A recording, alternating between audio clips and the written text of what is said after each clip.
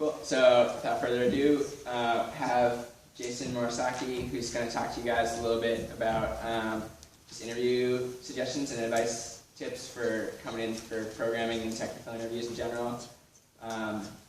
He is recruiting manager at Open Systems Group, which is a launch code company, and has generally been super helpful for us when we've been talking to him about our own interviews and the process. He's got oodles of experience, and is a great person to talk to. So definitely listen to what he has to say, ask any questions you have, and then we might have Mike do a little fun activity after that. Cool.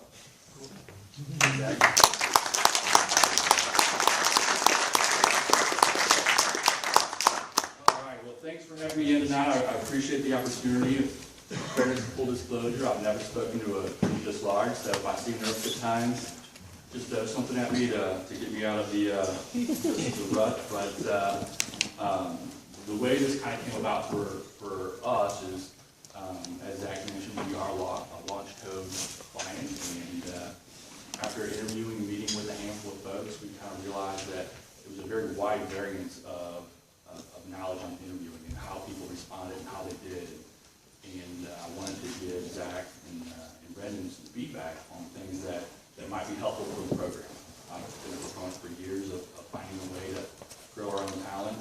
As a recruiter, I've struggled mightily at times to find Java and .NET, programmers that clients would be interested in. So I think LaunchCode is definitely on the right track, and I think the things that you guys are doing and the time you guys are carving out to do these things are fantastic. So a little bit about my background on myself. I'm a recruiting manager at Open Systems. I've been recruiting in some capacity or another in the IT world the last 15 years, all here in St. Louis.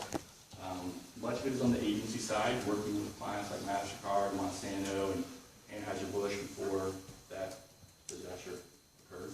I'm an open networker. This is my LinkedIn account. Feel free to reach out, invite me to connect. More than happy to answer additional questions off hours as well. That's an easy way to get a hold of me, and it's got all my contact information. So before we get to the actual interview piece, you guys have to find a way to get an interview. I know Zach and Brendan are helping with that, but after the launch comes over, you guys need to know what's going to get a recruiter, whether it's a corporate recruiter, whether it's an agency recruiter, or a hiring manager's attention. And I think the first thing to do is spend the time down and start developing your resume. Obviously, you guys are entry-level programmers. There's not going to be a whole lot you can add to that, but the things that I've suggested to the folks in the past is include the coursework, especially if it's going to be relevant to a job description. If you see a client's looking for strong .O experience and you've got coursework, 3 or so courses on object-oriented analysis and design principles, include that. You guys, I heard Zach mention you guys are doing a project right now. Give details about that project. Even if it's a quick snippet that it's an online calculator to calculate commissions for some sort of spreadsheet, and then give bullet points on what kind of technical technology tools, languages, what are you guys using to develop that? Is it C#, Java, PHP, Ruby? Include things like the IDEs you're using, any database that you're using, scripting frameworks. Seems like 15 years ago, JavaScript was a dirty word, and now everybody's looking for JavaScript frameworks. So the other thing is get active and be visible online. When I'm looking at candidates that they send me in a resume, the first thing I'm doing is I'm looking at the LinkedIn profile. I want to know a little bit about them. Hey Jason, can you move the? Can you try talking to the mic a little bit? Oh, sorry. Or usually you can move it. Is that better? Yeah. Okay. So the first thing I'm going to do is I'm going to jump on LinkedIn and look at your background, your profile, see if you've got any additional information on there. I check Stack Overflow. I check GitHub. I want to see how active you are in the community. We'll get into this a little bit later during the interview session, but when I look for a software engineer, I'm not technical. I know a lot of acronyms, I know a lot of jargon, but my technology extends like 2 HTML commands because when I first started this industry, we didn't have HTML editors to put our job postings out there. But one of the first things I ask is, what are you working on at home? What do you do in your free time when it comes to the technology and looking for that passion and that attitude that this is what you want to do? next thing is preparation. You know, so you got your interview, Zach or Brendan or whoever calls you up, let you know that MasterCard or whoever wants to speak with you. Take some time to research who and the company you're going to interview with. Know what they do. Know about their business line, because they're going to ask at some point or another, whether it's the recruiter or the hiring manager. They're all proud of where they work, so they're going to ask you, hey, what do you know about Monsanto? What do you know about MasterCard? Have some information. Most people in IT now have LinkedIn profiles, so if you know the manager's names of who you're going to interview with, look them up. Look in the background. Look to see if maybe you guys went to the same university. You can find a commonality, a talking point, or something that can be a conversation starter. You know, in my 15 or so years, I've noticed that when managers are interviewing candidates, part of it is can you do the job? How good are you at that? But a huge section of it is how well you fit into their organization, their team, or their culture. So they're looking for people that like. You know, we spend more time Monday through Friday during our waking hours with our coworkers than we do with our wives or our husbands or our children. So usually when managers are hiring, they want to hire people they respect and kind of enjoy being around. You can also do background references on the organizations. Glassdoor.com is a good place to look, where current and former employees can give write-ups about their organization. And know the answer to the question of why would you be interested in working here? Because that will often get answered by a lot of those tough folks. So have a well thought out answer for that. And if you guys have questions along the way, feel free to jump in at any point. Still in preparation, dress to impress. Someone was asking about this earlier. You know, what's the kind of the status quo on interviews? I'm old-fashioned. I believe in putting forth your best effort. I don't know of anyone that's ever been disqualified from a job here in St. Louis because they were overdressed. So have your suit dry cleaned, men and women. If you know you're going to submit a resume, if you know there's a possibility of an interview, have that stuff done in advance. You know, the last thing you want to do as you're nervous trying to prepare yourself for an interview is worry to see if you've got time to drop it off at the dry cleaners or get it back. Take the time to shine up your shoes. And guys, please, no white socks. Unless you're wearing an all-white suit, I guess that would be appropriate. But when in doubt, just match your socks color to your slacks color. That's the easiest thing that I learned. But it is not terribly uncommon in our industry to see black shoes, black pants, white socks in the office. So, It's not uncommon, so don't do it. what's that? No, it's all right. Go ahead. Bring a professional folder, a little faux leather-bound folder where you can keep copies of your resume. Bring an extra pen just in case for taking notes. And bring a pad of paper. You know, some people are worried about taking notes in an interview. They're worried about how that might be perceived, but the feedback I've gotten from hiring managers over the years is they like it. They feel like that person is engaged, that they're paying attention, listening, and really investing in the time they're spending in that interview. Do be cognizant, though, of burying your face in the notepad. You know, you want to make eye contact. You have to look folks in the face and make sure that you're giving those nonverbal clues and feedback. Know thyself. Make sure you know what your resume says. It's not all that uncommon for me to ask a question about someone's background. I'm like, I don't know, what does my resume say? And I'm not sure how that works. I've been awake at most of my jobs over the last 15 years, so I know what my resume should say. And then be prepared to answer the question, tell me about yourself. In the old days of the staffing world, we used to get to sit in on some of the client interviews with our candidates. So we could see kind of how the managers asked questions, what they asked. And the one question that I noticed that would get people bound up more often than any other seemed to be, tell me about yourself. And it's not that they couldn't talk about themselves, it's mostly they didn't know how to approach that question. If you're not prepared for it, it's very easy to just start rambling, start talking, to fill up the white noise. So what I always tell folks is take a few minutes, think about how you answer that question. If you're not really sure, start at the beginning and why you got into this industry, why you made the steps to go to launch code and go through the training, and how you got to this point, and make it chronological. Prepare some questions in advance. That pad of paper that you bring in your portfolio, you should have those questions already written out, because there will be opportunity for you at some point during the course of the interview to ask your questions. My recommendation is have at least 3 or 4 prepared in advance. Again, it's perception management. The interviewing manager or recruiter is going to see that you've done some homework. You're taking and investing your time to figure out, how good of a fit you guys are for each other. Try to make it open-ended questions. You don't want to ask, can I work from home on Thursdays? Nothing real close or specific.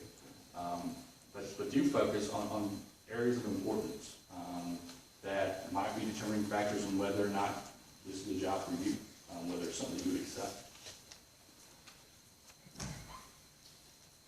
Arrive early. The worst thing you can do is be late. Well, not the worst, but it's one of the worst things you can do is be late, because not only are you sending a poor message to the folks you're meeting with, but anytime I've ever been late, it's rattled me. It's made me nervous. I'm already nervous going on the interview. You show up 5, 10 minutes late. You're sweating. You're running across the parking lot. It's the heat of the summer in St. Louis.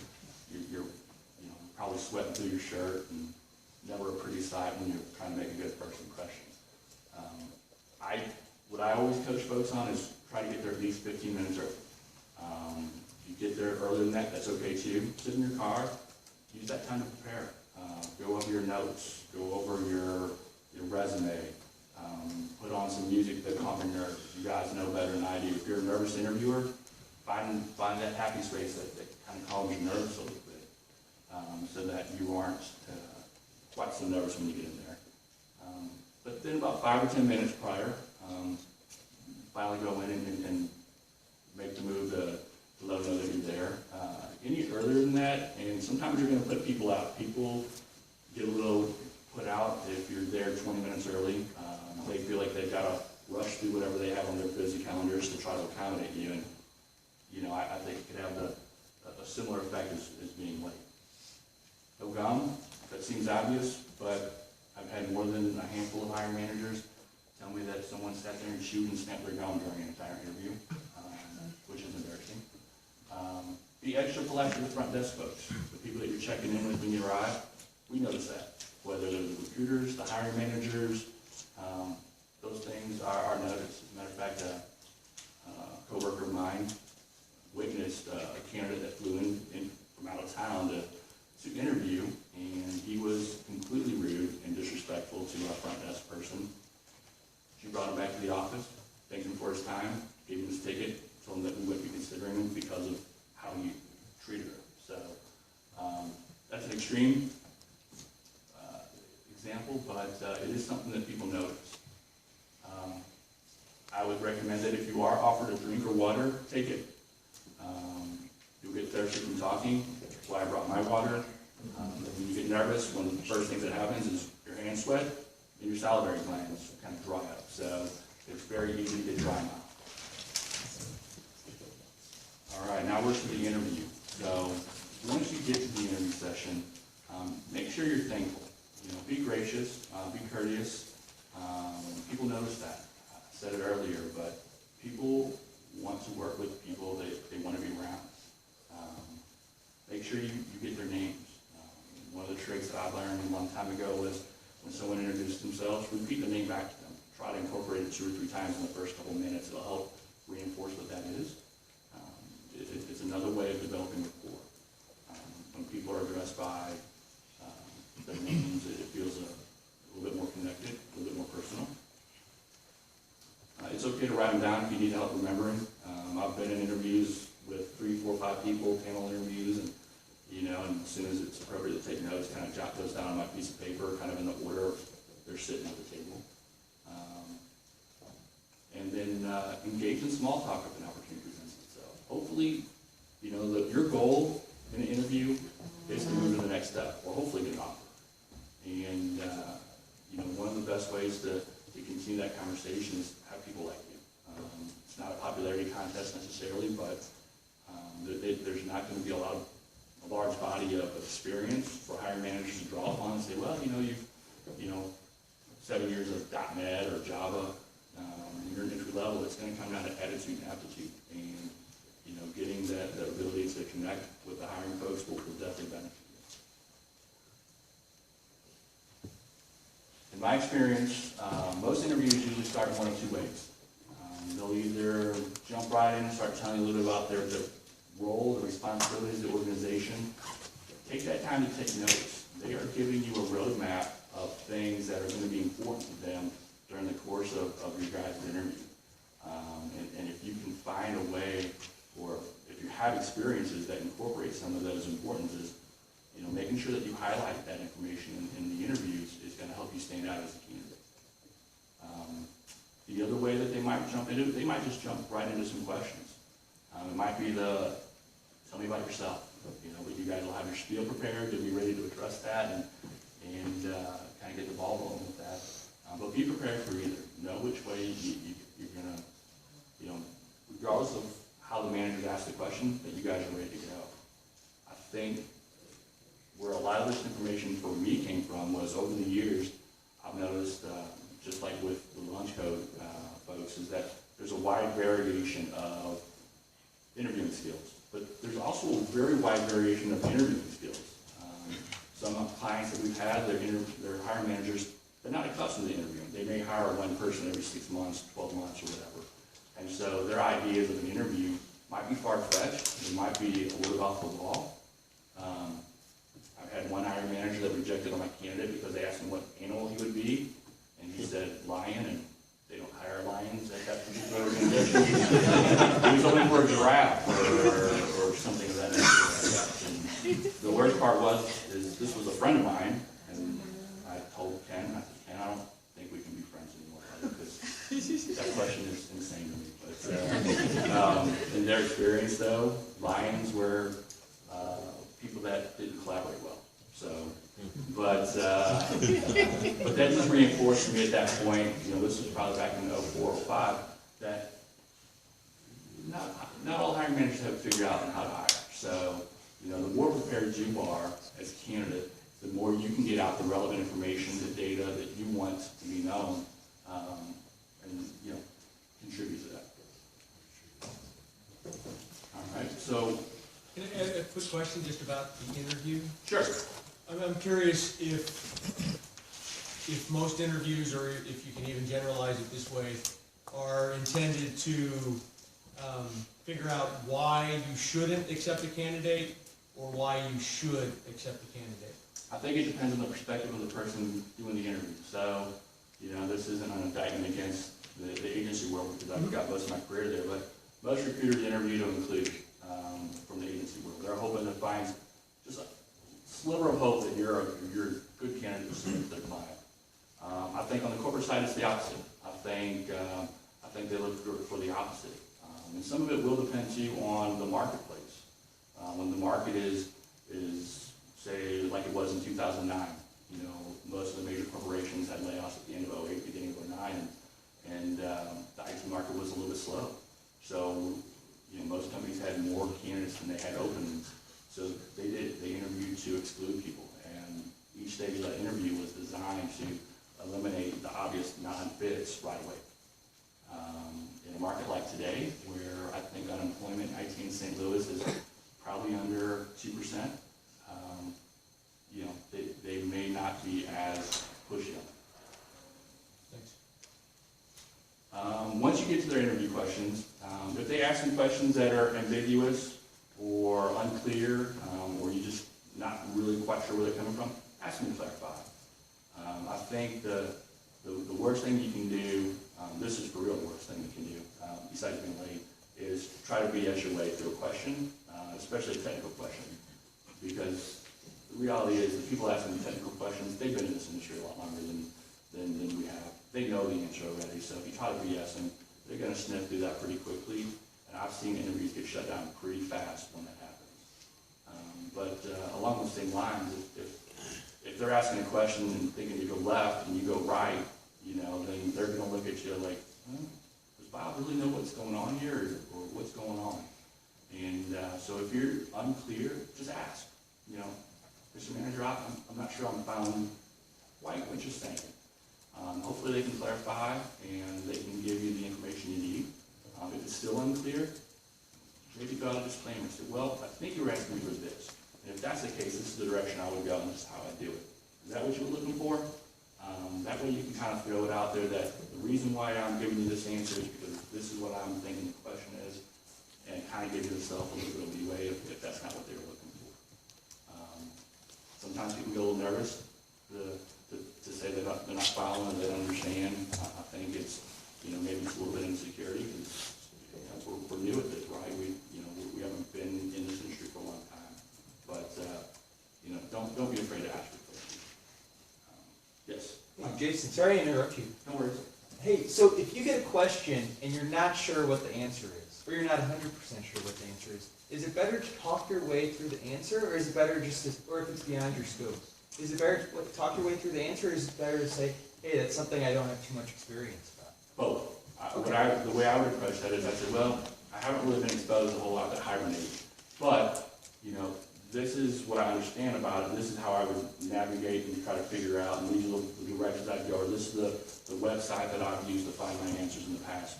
That way you gotta be honest, you know, you don't want to misrepresent what you do or don't know, because they're gonna figure that out very quickly.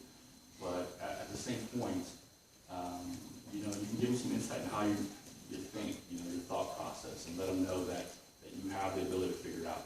Because again, we're talking about entry-level positions, right? So you haven't been there and done that. So it's attitude, it's aptitude. They want to know that you have the aptitude to figure this stuff out. Great question, Mike. If they ask you about a technology or tool that you're unfamiliar with, ask what it does. You might be using something that does something similar. You know, maybe you're not using Hibernate, maybe you're using a different ORM in your project, and you just weren't familiar with that. So when they explain what it does, like, oh well, you know what? We use Entity because we're doing Microsoft stuff. So we're using the Entity framework to do all of our mapping for our database stuff.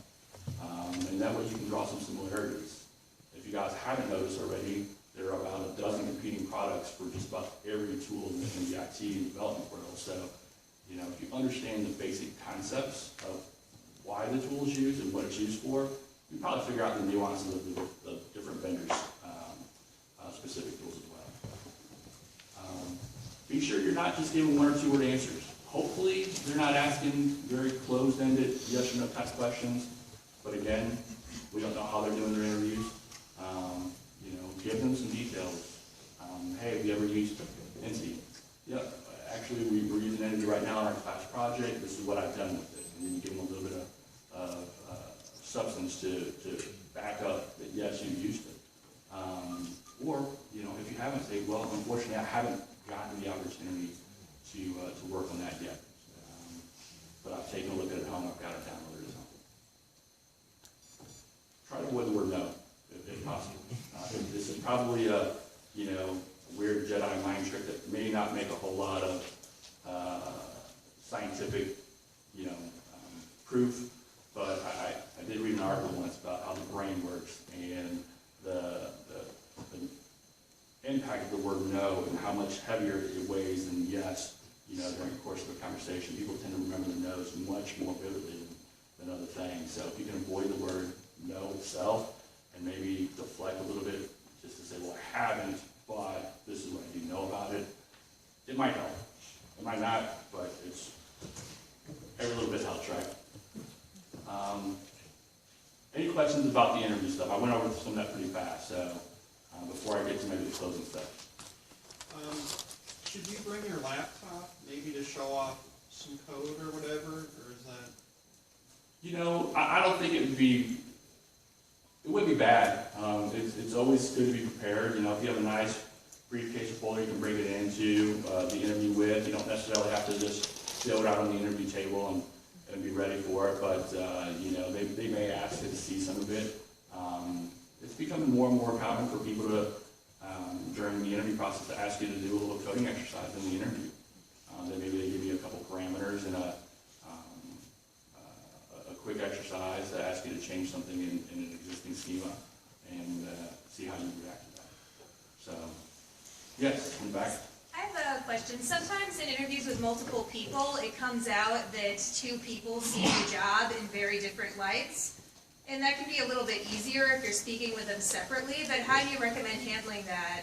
Or even if they're in a panel together?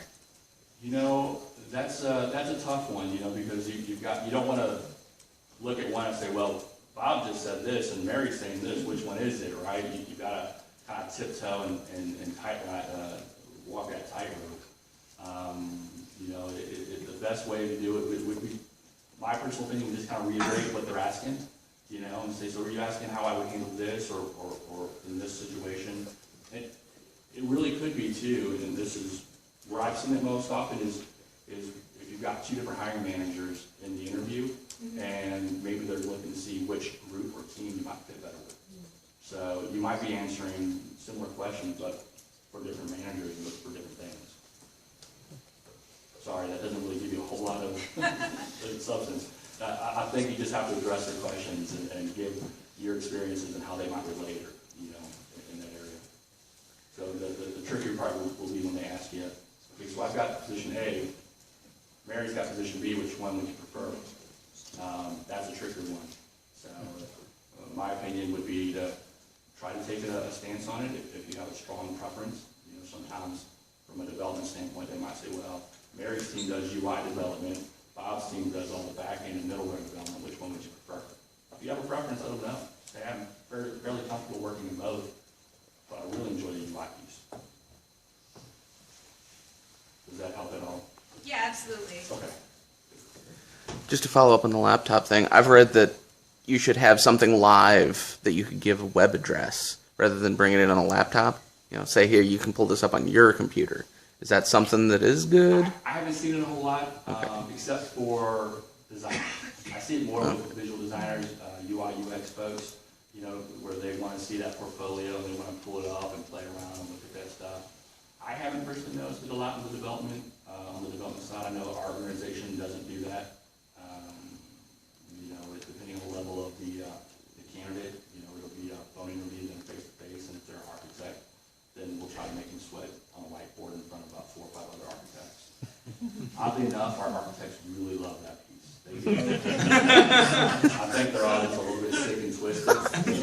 I've told them that, so I'm not saying anything behind their backs, but when I ask who's available for a whiteboard session, which is referred to in our office as a murder board, they all raise their hands. So they're just super sneaky folks, I guess. I don't know.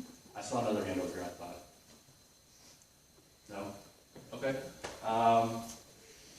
Now here's a little bit more of the close of the wrap up. And some of this stuff is a little bit easier to probably convey to someone that's, you know, more experienced in their career and they've been around for a little bit. But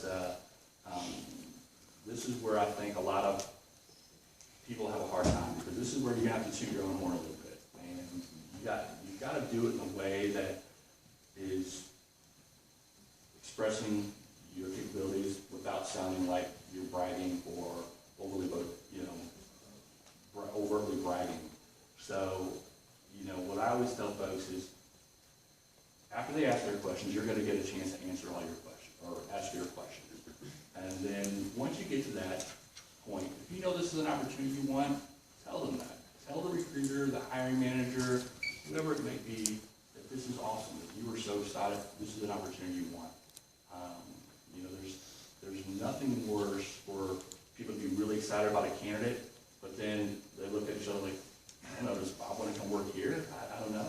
And, you know, if it comes down to a tie between two folks, two candidates, and one is obviously more exuberant than the other, you know, that oftentimes that can be a tiebreaker. You know, I think one of the candidates that Brandon and Zach had you know, sent my way earlier, his personality was just infectious. He was very obviously wanted the opportunity and wanted to move forward in the process, and he was very open about that. You know, we like to have our ego stroked a little bit too, so it's, you know, we don't mind hearing that it's a good opportunity, but ask for it, let them know. So, you know, the approach I've always taken is reiterate what you understand they're looking for.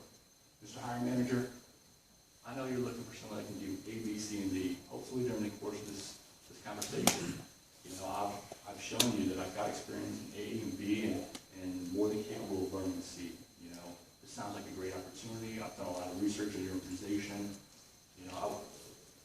love the opportunity to work here. What's the next step in the process?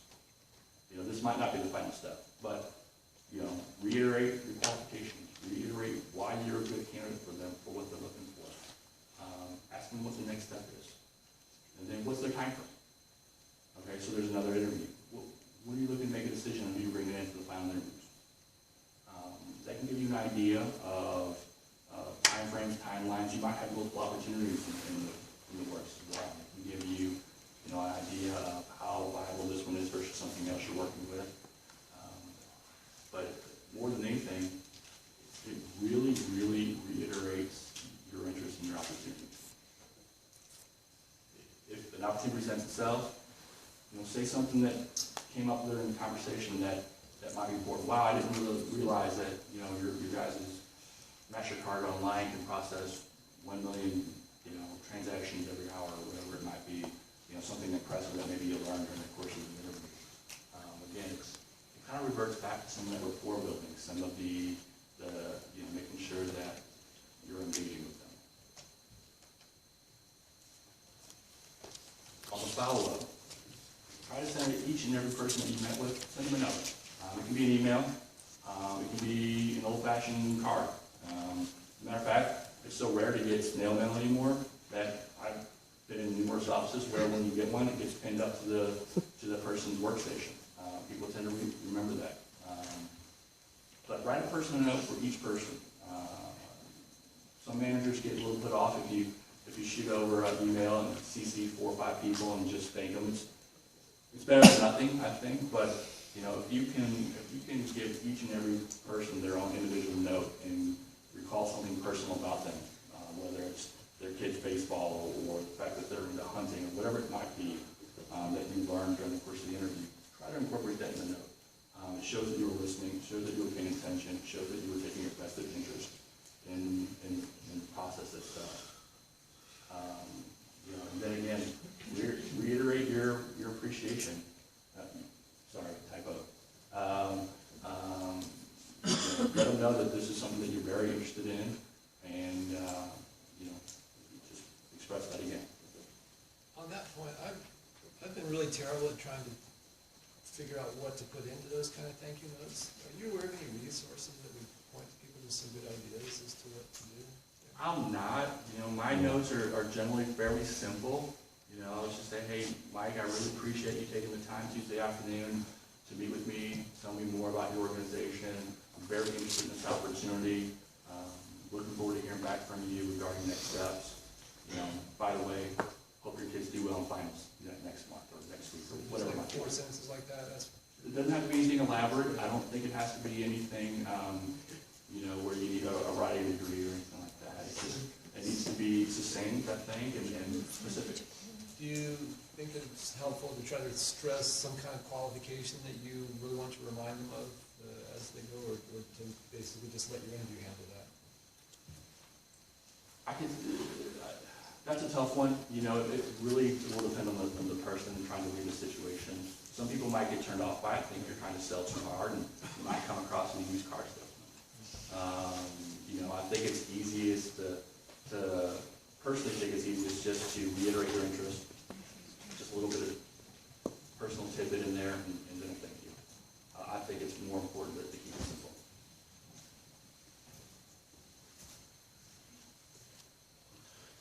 Questions? Yes, ma'am. Yes, I had a technical interview last Thursday, and I was told it would be with the hiring manager, but when I picked up the phone, it was someone with high technical skills that was gonna do the interview. And I didn't catch her name quite clearly, and I tried to get her email address indirectly by saying, if I have questions to follow up, or should I follow up with an email with you for the next step, you know, just so I could send her a thank you note. But I couldn't quite get her last name. Okay. I think I got her first name. Should I just go back to the recruiter and say, can you give me the email address and name of the person who I had the interview with? Because I got no business card, it was all on my phone. It was like a last minute change where instead of the hiring manager, someone with higher technical skills interviewed me. Yeah, and that's pretty common. I would say more often than not, the technical interviews, especially the phone interviews, won't be with the hiring manager, but back to the recruiter and ask. You just say, hey, I didn't get Teresa's, email address. I really wanted to send her a thank you note. Would it be okay to get that so I can send a note? They may or may not give that information. So you may just have to send a note to the recruiter and have them forward along. So when I was in the agency world, I generally wouldn't give out my hiring manager's email addresses. I would forward it along. And part of it was because I was a control freak and wanted to make sure I read the note first. And make sure it wasn't filled with grammatical errors or, just inappropriate statements, because unfortunately, I've seen those too. Okay. So, but the recruiter that you're working through, whether it's an agency or a corporate recruiter, should be able to get that note there somewhere or another. Or worst case scenario, get the last name. Just tell the recruiter, hey, Teresa said her last name so fast I didn't get it. I'd like to send her a note. Can I have her last name? Yes, sir. If you have an offer from another company, or maybe interview scheduled with another company, should you drop that into the conversation? Sure, absolutely. I think one of the questions I always ask as a recruiter is, where are you at in your interview process? I want to know if you're interviewing elsewhere. I want to know if you've got an offer on the table. I want to know what the timelines I'm working with. The advantage for you is you've got to do it in a way that the recruiter or the hiring person doesn't think you're just trying to leverage them or hold them hostage. But if you can let them know, say, hey, I'm really excited about your opportunity, but I'm expecting an offer on Thursday this week, from another company. What's the timeline, of your interview process? They may say, look, I won't be able to get that done by Thursday. There's no way. It'll take at least 2 or 3 weeks, and you may have your answer what you should do at that point. It might be the one in the hand versus 2 in the bush argument. But yeah, I think it's very, I think it's very fair to be transparent about that stuff. So the worst thing, I say the worst thing too often, but one of the things that kind of, I don't want to say urged me, but there's been times where I've had a great candidate where if I need to, I can push the hiring managers to move extremely quickly, my current organization included, and get the ball rolling very fast. But if a candidate tells me they have nothing on the table, I try not to call that in to the hiring managers and ask them to move things in their calendar to accommodate if I don't have to. But if they don't tell me that stuff, then I don't know. And there was a recent situation where I was going to bring someone in from Kansas City, and when I spoke to him last week, told me he didn't have anything on the table, but then on Monday he did, and it was too late at that point. So if someone's a good candidate, then a lot of hiring managers will jump through, hoops to try to get someone in. What other kind of questions? Zach? Have you noticed any differences between interviews with recruiters and interviews with hiring managers? Definitely. Definitely. And I guess I should preface that by saying, are you talking about agency recruiters or corporate recruiters? I guess I didn't know. Either. Because there's a big difference. Corporate agency recruiters are commission employees, right? They're salespeople. So their processes often are, like I mentioned earlier, about inclusion. Because the way they're managed is by how many resumes they submit to clients. So, agency recruiters, they'll work pretty hard on your behalf because they are monetarily incented to do so. If they reach in place, they get commission. Corporate recruiters generally aren't commissioned, so they may take a different approach. They may be your advocate during the hiring process. They may be the gatekeeper. It really depends on the organization and how territorial they are. So HR recruiters get very territorial. Yes, sir. Going to the resume, if you're most of us have no technical background, what are you looking for on a resume? One thing to look for, what kind of projects you've done. You guys are doing projects here, right? So you can put details on that, 2 or 3 sentences to describe what the overall scope of the project you worked on, and then 5 or 6 bullet points on the technical pieces that you individually contributed. Whether you developed the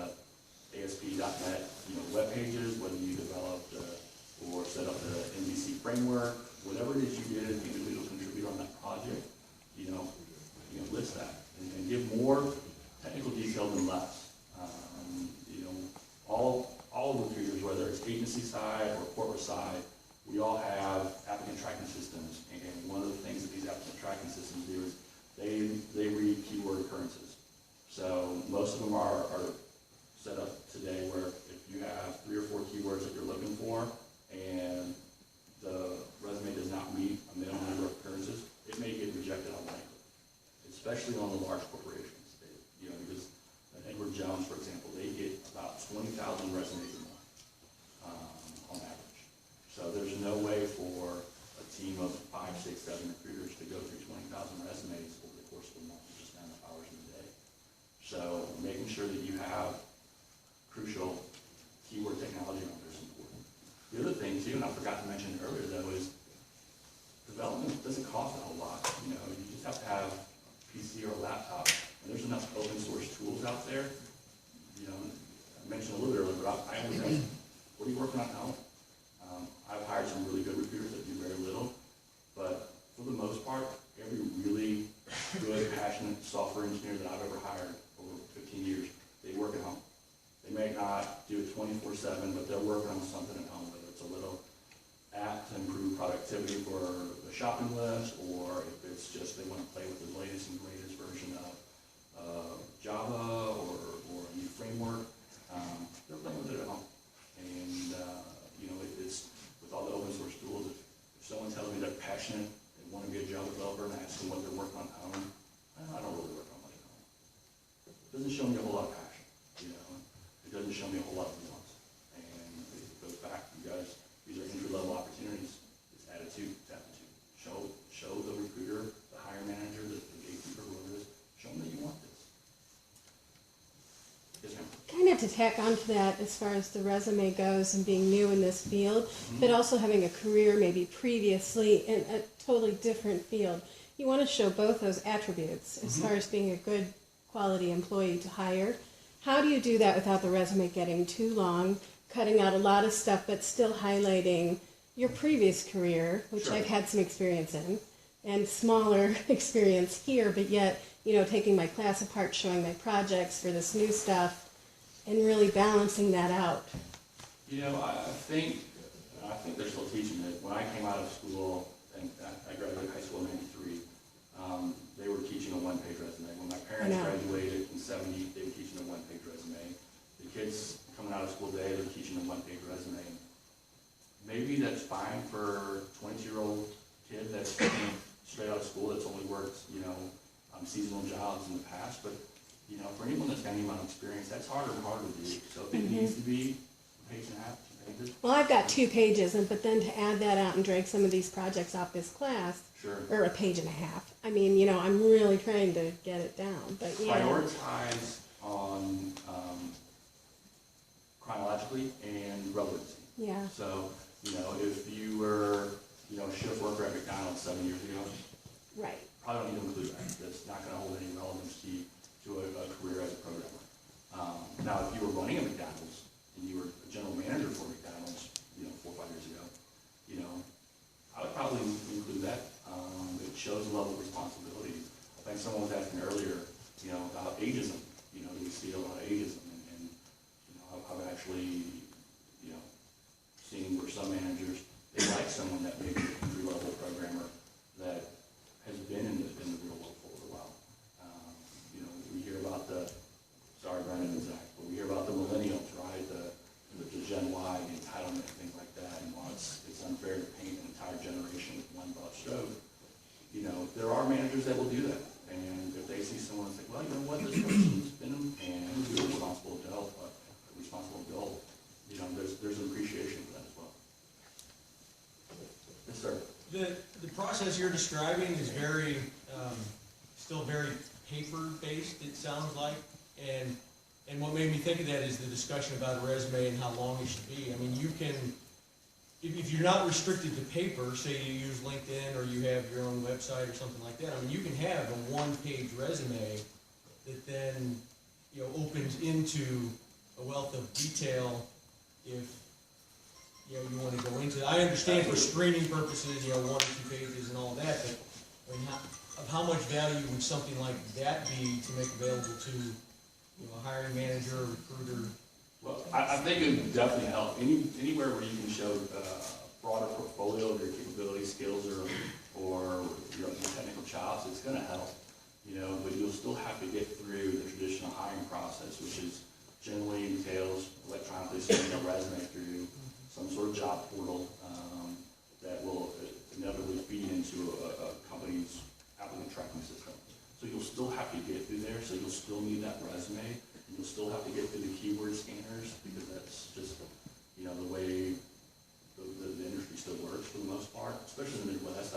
I've seen a lot of articles and publications recently about getting a video resume going and only submitting that. And I hear about it on the West Coast, in some of those places, but like everything, St. Louis is an old-fashioned kind of town, and that stuff always migrates kind of to our area. So, but having the extra resources is definitely beneficial. Yes, sir. I've always written a new resume for each position I apply for, and I keep a comprehensive resume on LinkedIn, but I'll even change title to be a synonymous title, but maybe using wording that I find in the job description. And over time, does that make me look shady? If No, I don't think so at all. I don't think so at all. As a matter of fact, I've coached people on that, because sometimes companies have atypical types of titles. Excuse me. For example, Build-A-Bear. They've got just these weird, ridiculous titles like Hibernation Administrator, for their DBAs or something like that. And that's not going to really catch anyone's attention other than like, oh, that's cute, and that type of thing. But it's not going to help you with the job search. So, a lot of people use developer and software engineers synonymously. So, there's really no de facto standard on how companies set those titles up. So I think that's a great idea, is tailoring your resumes, and it's probably going to have it to develop, especially as you get more and more experience, so that once you get to a point where you have 8, 10, 12 years of professional IT experience, how do you fit everything in a couple pages of a resume and still have enough detail to get noticed? And, what you probably have to do is figure out what's important to the opportunity you're applying for, and then tailor your resume towards that.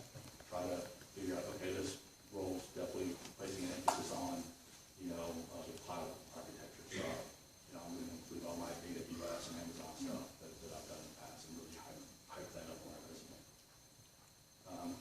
Doing the same thing with cover letters is important. Make sure you write your cover letters and you're addressing the company. I got a cover letter last week. Said, dear hiring manager or whomever it may concern, I'm really excited about the opportunity for, the title was not even what I posted, that you have over there at Kforce. I work at Oakwood, I don't work at Kforce. So, the person obviously just cut and paste or forward along an existing, cover letter, which to me is just lazy. I didn't call that person. Yes, sir. Along those same lines, if you don't have a name, how do you address a cover letter? I think dear hiring manager or dear recruiter, I don't get too hung up about how they address me if there's no, especially if there's no name on the job posting, because you don't know. But making sure you have the title of the position addressed appropriately in the cover letter, and then how your qualifications may match up with what they're asking for is important. Yes, ma'am. I've worked in the IT field, but never as a consultant, and now I'm getting calls and emails from recruiters, and the first thing they want to know is what the hourly rate. What your hourly rate is, right? Yes, and I find that if I ask them what is the rate that's being paid, they'll tell me, but I'm still not sure how to answer that question, because when you talk about commission, do recruiters sometimes give you the lower rate so that they can make the commission? Okay, Yes. so I never know how to answer that. So in St. Louis, the term consulting gets thrown around pretty loosely to describe anything other than atypical direct employment somewhere. And really, what you're you're talking about is more what I call contracting or staff augmentation, where, you know, you may be employed by staffing company A, B, and C, but on site at company X, Y, and Z, and then there may or may not be an opportunity to convert over there at some point. So most recruiters are paid a commission based on gross profit.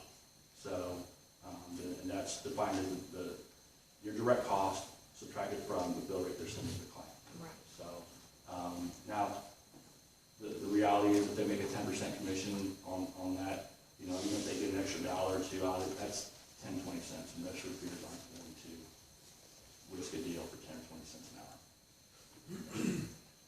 But the best, sorry, I'll get you next. You know, the way to answer that question is have an idea of what you want.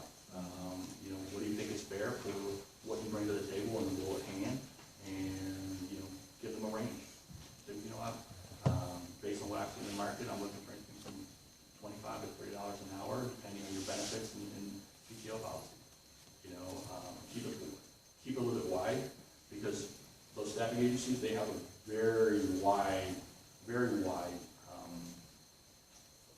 variance on what they offer for benefits. So some of them offer little to none, and if they do, it's at 100% cost to you. Some offer little to no PTO. So those are all things that if you were going to go down the contracting route, you should probably sit down and think about, you know, what you're really looking for in a total compensation package, and then work backwards from there. Yes, sir. Okay, if I'm not mistaken, kind of everything I'm hearing right now sounds like you're really going for that real full-time job, as opposed to what we would do going for that paired programming apprenticeship position that we're looking for, right? Most of these approaches were really defined when I was in the agency world, to help my candidates put their best foot forward for an interview. So, you know, these are tactics or tips that I think are not really specific to full-time traditional employment or contracting. These are things that I've seen value in on both sides of that equation. That was kind of like a lead into the question I want to ask, which is, can you give us any advice as to what you think would be helpful in the specific instance where we're going in for that $15 an hour first entry-level kind of position that might be different from the typical kinds of situations that one would run into if they've got more of a background in the IT or especially in the computer programming industry? You know, the only real difference is you've got more experiences as a, you know, if you've got those years that, you know, you're usually being chased a little more. You know, if you are an established programmer in St. Louis and you don't have 2, 3, 4, 5 recruiters sending you a LinkedIn message every day, there's probably something wrong with your profile or the skill set that you happen to have, because the market's so tight for that. So the only real difference is your leverage, but the approach and the tactics should be similar. You know, the way you approach it is really going to be about your attitude and aptitude. You don't have that body of experience to say, hey, look, this is what I accomplished over at MasterCard back in 2008, 2012. You don't have that, so you've got to get across your passion for, you know, for programming. You've got to get across that you have the aptitude and ability to program. Did that answer your question? Yes, thank you. Any other questions? Oh, I'm sorry. Could you tell us these keywords that you're It depends on what do you want to be. Do you want to be, you know, a front-end web guy? Do you want to be a Java person, a .NET person? You know, an easy way to figure that out would be to go to Indeed or Simply Hired and pull up the job title that you're looking for, Java developer, and then look at what they highlight in those. Or if you're looking to be in the .NET world, put, you know, ASP.NET or C# developer in one of those job board aggregators, and then click through, and it'll become very obvious what some of those keywords are. If you have a specific you know, tech stack in mind, I can tell you. But other than, you know, I know you guys aren't necessarily technology specific during the course of some of your training, so you know, but you can find the keywords pretty easy, because that's the way the job boards work. Is when I pull up a search on Dice or Monster or whatever, I have to search by keywords. And so when as a candidate, if a candidate wants to search for an opening, they have to search by keyword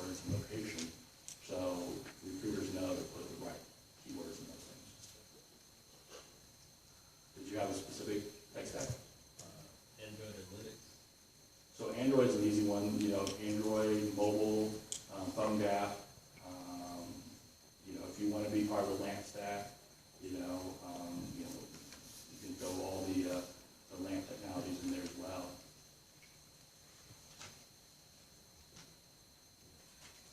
Anybody else? Oh, that's on the hand. I was just curious. We've been focusing a lot on Linux. Is in the corporate environment, are they using a lot of Linux? Is it still a lot of Windows? Is there a specific operating system, or is it just kind of every company for themselves? It's all over the board. You know, even a big company like Monsanto will have 5-6 different operating systems. They'll do some of their development on Windows. They'll do some of it on Linux. They've got 2 or 3 other flavors of Unix over there. Most companies, other companies, still have some sort of mainframe or legacy system running in the background as well. So there's really no, I don't think, factor standard. Yes, ma'am. Can you speak a little bit to what might be some of the most in-demand technologies, languages, or frameworks in the San Luis market right now, particularly for the positions that we'd be looking at, so entry level? So my advice would always be to focus on enterprise technology. Not always, but as a starting point, because Microsoft's C#, .NET framework, and Java, you know, JEE, those aren't going to go away. You know, there are always going to be some, you know, some technologies that get real popular for a short period of time and that change dramatically. 7, 8 years ago, everybody was talking about Ruby on Rails, you know, being so awesome and you know, developing all these rich internet application frameworks quickly. There's like 2 or 3 big companies in town that use any level of Ruby at all. But every major corporation uses either C# or Java as an enterprise development language. So those would be always great places to start. And I've always been able to believe too that if you understand object-oriented analysis and design principles and the kind of the underlying thought process that goes into OO technologies, you can figure out most of the other technologies that come along. But JavaScript frameworks are really hot in that too. AngularJS and things like that. Yes, sir. So you're kind of following up on that. I mean, you're talking a lot about corporate IT. I mean, do you see that's where most of the need is? Is it corporate IT as opposed to product development for customer use? I mean, if that makes sense. Yeah, I think, you know, with St. Louis, I mean, we've got big IT centers like MasterCard, 1,400 IT professionals here in St. Louis alone. You know, just from sheer volume, places like that in Monsanto, which have, I think they have about 1,500 IT professionals here in St. Louis as well. There's just going to be more volume in those organizations. But even small and mid-sized organizations, you know, if they're developing any sort of enterprise-level applications, even if they're enterprise-level web apps, most likely they're going to be ASP.NET or they're going to be Java. But just from the volume standpoint, and, you know, again, another good indicator for that would be to go plug those titles into Indeed or Simply Hired and look to see how many results you get on each over the last 25 or 30 days. That should give you a good indicator of popularity and importance in the marketplace. Because ultimately, what you guys are at the foundation of starting your IT careers, and you know, don't feel like some of the folks I saw go over to some of the like the AT&Ts and they're still doing basic development, you know, in some areas, and there's really no PIC development being done in St. Louis County. Thanks. Yes, sir. I kind of have the reverse problem. I was a contract programmer for 2 or 3 decades. It seems like all the positions you have here are for full-time company people. How would I deal with making myself look like that? I don't think that's going to happen.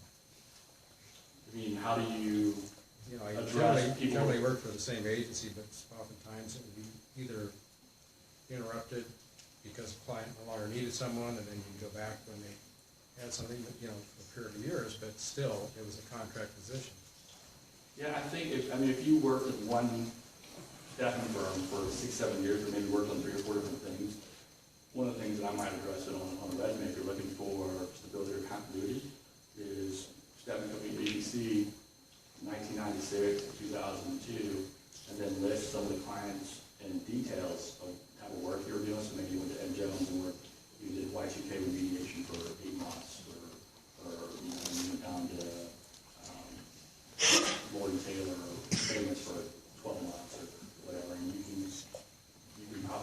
it wasn't in St. Louis, that's the other. Yeah, I mean, St. Louis is, you know, good old boys network, right? You know, we always. I don't know what it is, it's just very frustrating, because I've been here 3 years without work, and it's, you know, that's each day that you're not working is just like against you, so when you have that amount, it's. Sure. Yeah, I think that to address the full-time need, I mean, you can also address that in your cover letter, or, you know, if you're still including an objective on your resume, you know, looking for full-time employment. Basically, agencies want somebody that's coming right off the floor, or they're currently working and they want to. Sure. Well, you know. That's the nature of the business. Sure, you know, recruiters have to be efficient with their time, especially on the agency side where they're managed by such, you know, metrics around volume. You know, so sometimes it can be a challenge to get noticed with those organizations if your resume and your background doesn't look like an exact fit. People are going to go to the path of least resistance and go to the more obvious fit. So you probably have to figure out a way how to address that in the course of the resume or the cover letter, you know, to address potential roadblocks or concerns in advance. You know, letting them know you're open to both contract and full-time employment. Certainly, you know, doing the cover letter would be a good start.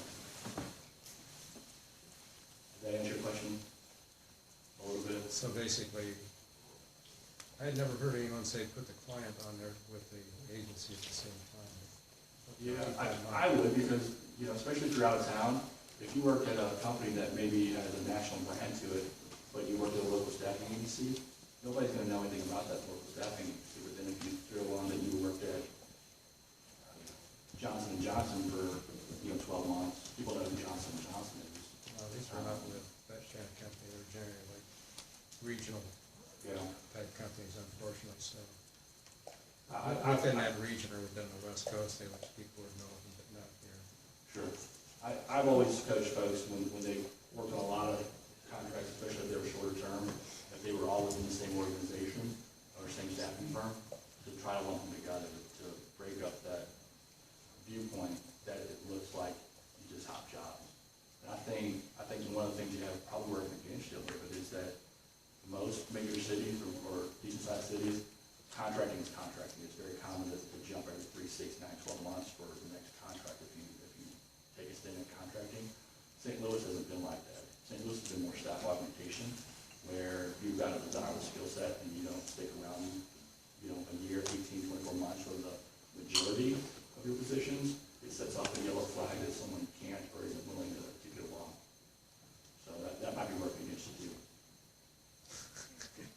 So. Welcome to St. Louis.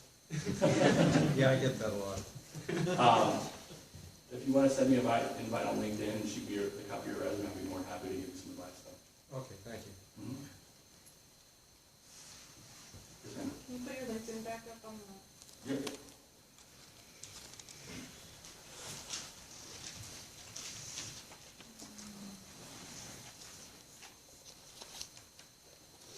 And I have a handful of business cards too, so if anybody wants to grab a business card afterwards, I'll hang around.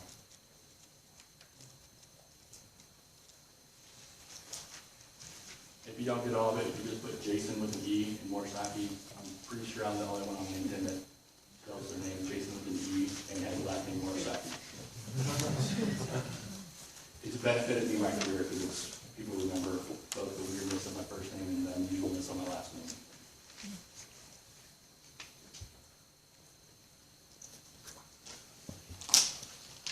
Anybody else?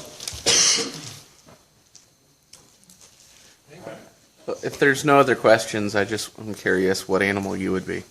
I have no idea how to answer that question. I'd probably just say, I'm sorry, I'm obviously not fit to work in your culture. And I'd probably just shake their hand maybe for whatever time we spent that way. But I have thought about it, and I just, no idea. I hate that question. I hate, you know, tell me about what's your biggest weakness?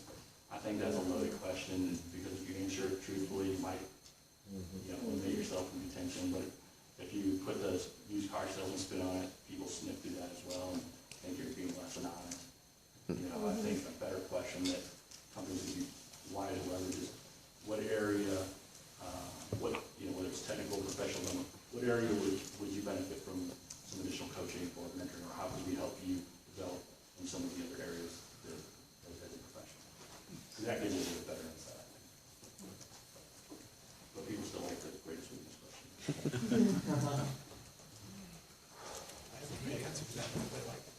What was that? I say, I have a great answer to that question, but no one likes it. What's your answer? I'm too honest to tell you, I'm so honest in telling people that I can't stand the greatest weakness question.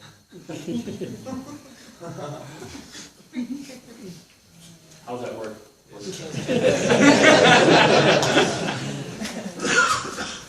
if there's no more questions for me, I appreciate you guys' time, letting me come in and speak, and hopefully I didn't stumble and stutter too much, but Mike, did you have time to do your Yeah, we got a couple minutes. exercise? Yeah. All right, so I think Mike has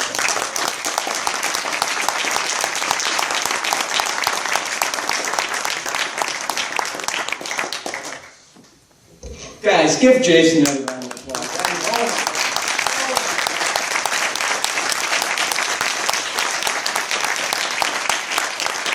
So much insight right there. So much insight. We're really, really fortunate to have Jason come speak. So we've only got a couple minutes left. I want to do something a little bit fun. I'm going to give Jason the opportunity to grill me up on stage. So, are you okay with that, Jason? Sure. All right. Now, we're going to tuck my shirt. That's pretty obvious flaws too, just naturally, and I don't know. But we're going to do it in a 3-part segment. We're just going to do an introduction. He's going to ask me a question, probably a question I don't know about Hadoop. And then I'm going to do the closing. And so after we do that, I'm going to give you guys an example, and then we're going to pull one of you guys up here on stage and do it in front of everybody. Because if you can do it up on stage, you can do it in a real interview, right? Right. Yeah, come on in. Hi. Hey, Mike. Nice to meet you. Jason Morsaki. Jason, so nice to meet you, man. Thank you for taking the time to have me in. Absolutely. Have a seat. Make yourself comfortable. Great. You looking to drink water, coffee? Yeah, that'd be great. Do you have something? Yeah, somebody can get it for you. Well, I appreciate you taking some time to come in and meet with us. Main objective today is to find a little bit more about you and your background and really want to understand who you are, give you some insights into who we are. So tell me a little bit about your background. Tell me about yourself. Jason, thank you. About 5 or 6 years experience programming, developing. Oh my gosh, I feel a little nervous, guys. Wide range of experience from startups to enterprise software. The biggest thing for me is just using software, using new technology to help solve real problems out in the world. Just like you guys have at XYZ Corporation. Very cool. Very cool. So why are you in here meeting with me today? What's got you looking for new opportunities? Well, I saw a request about your Hadoop position, and I really want to come in and talk to you about it and see what you're looking for in a candidate and see what I can do to help fill that need for you guys. So what's your current work situation? Are you unhappy where you're at, or was there something about our opportunity that kind of caught your eye? Yeah, Jason, XYZ looked like a really special company, and I'm always looking to learn new things, but it's, I currently do Java. I really want to expand into the Hadoop space and find out what that's like. What's got you so excited about Hadoop? Really, it's the parallel processing, it's the big data, and it's the parallels with functional programming that you can really solve some amazing problems with Hadoop, writing just a small amount of code. Problems you've never been able to solve before using Java. So why Hadoop over HD Insight or Windows Azure solutions? Jason, good question. I'm more technical than the average recruiter. Oh, this is good. This is good. Just because I've been around much longer than most people can stay in this industry. Yeah, well, Hadoop's my natural favorite. It's what's used by Google. I'm a Java guy through and through. Azure, Microsoft's solution, and the other one you mentioned, both look like great solutions. Hadoop's the one that I've been looking into the most, and I've really been interested. Very cool. So what kind of experience do you have with other big data tools and technologies? Absolutely. So at Monsanto, I participated on the analytics engine. So essentially, we analyzed billions of traits every single year, and we did it using a Java program, and we did it using a special math program, and it was interacting with Java. And so we had to have that high-level knowledge of writing efficient code, writing code that didn't have memory problems. And so it was very intense. It gave me the taste of working with big data. Very cool. So at Monsanto, you know Mike Weaver? Oh my God, Mike Weaver, yeah, he's a great guy. Yeah, he's like a mad scientist. He's awesome. Oh, he's like the Steve Jobs of We Monsanto. placed him out there at a previous company way back in 1999. Did you really? If I call Mike, what's he going to tell me about you? Are you still there? No, that was 2 years ago. So if I call Mike, what would he tell me about you? Well, hopefully he still remembers my name. Mike and I actually had a couple meetings during my time at Monsanto. He's the visionary guy, so he's always looking for input from people. And so one of the things we were collaborating with was how to get social media into Monsanto, and how to get developers collaborating between silos, how to bring more insight and more awareness of what's going on within the organization. And so that we had a little pet project together. Very cool. Very cool. So tell me, what do you do at home when you're you're not working or playing with the little ones? What kind of projects do you work on at home? Yeah, as much as my wife permits me, getting out the MacBook and playing with the new stuff, really trying to find tools that help people, and also just mentoring people, like helping people learn new code and helping them get placed in really great companies, like LaunchCode, if you've heard of it. Have you messed around with R at all? Oh my God, R looks fantastic. It really looks great. And there's open source, right? So you can play with that at home? Yeah, absolutely. I've got it downloaded. I've got the book, The Hacker's Guide to Machine Learning. And I actually saw a talk by the authors at the Strange Loop conference 2 years ago. And oh my God, those guys are so smart. And the stuff you can do now, like you can actually hook it up. You were previously memory constrained, but you can actually, the libraries there right now, you can have it expand into your hard disk. So you can analyze data sets bigger than 8 gig, bigger than 4 gig. And so there's just so much potential with R. Very cool. So what gets you up in the morning? What gets you excited to get into the office? Yeah, oh my God, it's working on really meaningful projects. Like when I meet the customer and I see what types of problems they're having, and then I can say, hey, I can make your life better by doing X, Y, and Z, then that's what makes me go. So do you get more excited by solving problems or by specific technology or industry? It's a combination of both in the way, because the new technology, the new industry provides so many more opportunities to solve problems that just weren't even considerable in the past. Okay. So if you were to make a move from company XYZ, what are the top three decision criteria that you'll utilize to make an assessment whether it's a good fit for you? Absolutely. So culture is number one on the list. Having people who like to collaborate, having people who are interested in using new technology, having people who are excited about technology. Okay, very cool.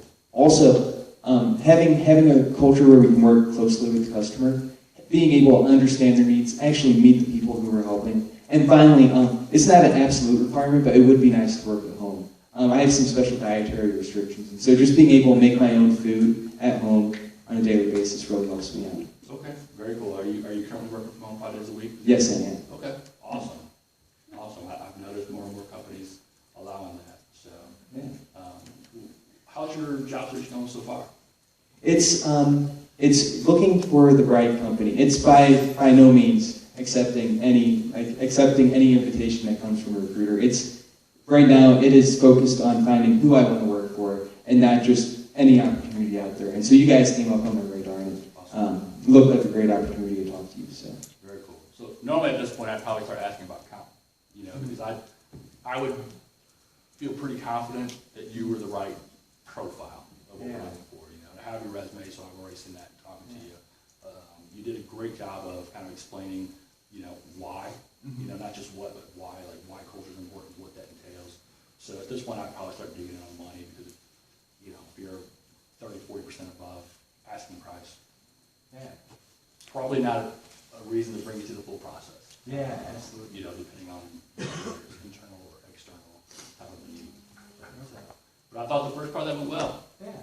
So, I don't know, we don't think we hit our 5 minutes, but. I have my phone. I actually have my phone on silent. So. All right.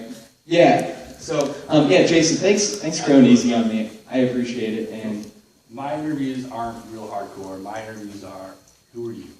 And normally in a normal person interview, people give me trouble about it. But the first 5 or 10 minutes, I'm usually just shooting the breeze to try to understand who you are as a person. So I feel like, as a recruiter, if I make you feel comfortable and calm, you'll give me better insights into what's really important to you versus giving me the politically correct HR kind of answer. I'm looking looking for a great environment with a good challenge and opportunity for advancement. Everybody's looking for that. What does that mean? All right, you know, what is a good opportunity? Because a good opportunity to me probably looks way different than a good opportunity to you. So there's no set de facto standard on that. So I want to know the real details of who you are. You know, whether it's from my own company or from like external companies, because I think, you know, we want to try to find the right fit, not just a fit. Right? Yeah, absolutely. So I saw some hands. Yes, sir. Would it help if we actually went to like Simple Hire or something like that, looked at the reviews and said, this is kind of why I'm interested in the interview? Sure, absolutely. You know, I'll bring up my, we did extend one offer to a launch code candidate who rejected our overtures for MasterCard, and I'm still a little salty. I don't deal with rejection real well. But actually, when he walked in, I mean, he was like, look, I read the interview, the survey results on Glassdoor.com. You know, the feedback on your guys' organization and CEO was just exemplary. I was really blown away by that. You know, he did his research, he did his homework. He knew who I was. He was on my profile before the course of the interview. I had him interview with leadership team, 3, you know, very established, you know, gentlemen, and he knew who they were. He knew who their background was. He brought it up in the course of the interview and the conversation. And they were, I mean, all the hiring interview were just completely blown away by him. And he's just a really interesting guy too. I mean, the guy spent 6 months living on a mountainside in Alaska because he felt like living in the wilderness before he got married and had kids. So he's a really intriguing guy. But you know, he made sure to do his homework. He was thoroughly prepared to come in, and he knew who he was talking to and what his agenda was. And we were all impressed with that. I saw him. Yeah, Mike, you mentioned that you prefer to work from home. What's the best way to approach something like that the company may or may not actually be happy about complying with? I would say Mike has a unique data set and skill set, being a Java and big data guy in this market, where he has a lot more latitude for, I don't want to say demands, but needs. And I would very much doubt for an entry-level position that any of the St. Louis companies would go for it. My advice would to not even approach it at this point in the career. Well, like not specifically working from home, but there may be some requirement that you have that's kind of a make or break decision. Yeah. What's the best way to approach putting that in? You know, you might ask if they have, you know, what their office environment's like. Do they require set times, or do they have flex time, flexibility? Because a lot of organizations, they have what you know, they'll call flex time. It doesn't mean you can kind of just flexibly go in whatever 40 hours you want, but they might have a set core of like 9 to 2, and you can make up the rest of your 8 or whatever hours before or after, a combination of that. You know, most organizations today, if you've got to be at home because Charter gives you a time frame to come fix your cable box in between 8 a.m. and 12 a.m. midnight, you know, they'll give you some flexibility as long as you prove yourself to be trustworthy. So most organizations are pretty cool about that. And if you do your research on Glassdoor, you'll find the ones that aren't. Okay. Because those people are much quicker to post negative reviews than they are with positive reviews on products, companies, or whatever. Definitely. Nice. Any other All right.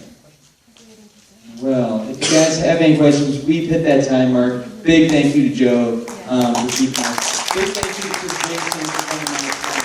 Big thank you.